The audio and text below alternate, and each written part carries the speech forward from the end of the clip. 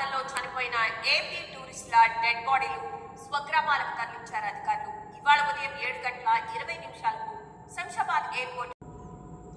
ఏపీలో ఎస్ఐఆర్ గడువును పొడిగించింది కేంద్ర ఎన్నికల సంఘం. ఇవాళ్టితో గడువు ముగియనుండడంతో మరో 10 రోజుల పాటు పెంచుతూ నిర్ణయం తీసుకుంది. ఈ నెల 24 వరకు ఏపీలో డోర్ టు డోర్ సర్వ్ ప్రక్రియ నెల రోజుల పాటు విజయవంతంగా నిర్వహించామన్నారు రాష్ట్ర ఎన్నికల ప్రధానాధికారి వివేక్ యాదవ్. రాష్ట్ర వ్యాప్తంగా ఓటరు వివరాల డిజిటలైజేషన్తో నెల్లూరు జిల్లాలో సర్వ్ విజయవంతంగా పూర్తయింది. జిల్లాలో 100% సర్వ్ కంప్లీట్ అయింది. జిల్లా వ్యాప్తంగా 19,74,200.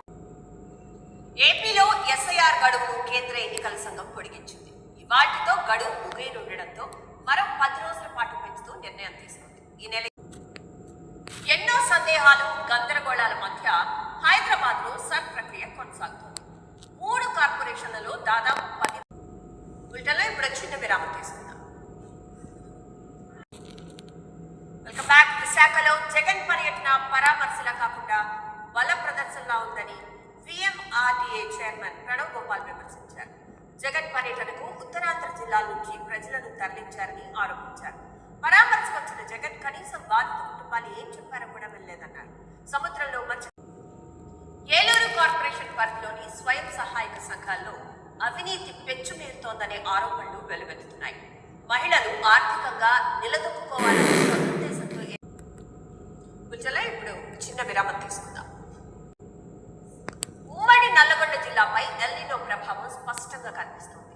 గతేడాదితో పోలిస్తే ఈ ఖరీఫ్ సీజన్ లో కేవలం 10% కూడా వరి నాట్లు. కడప జిల్లాపై ఎల్నినో ఎఫెక్ట్ ప్రమాద ఘంటికలు మోగిస్తోంది.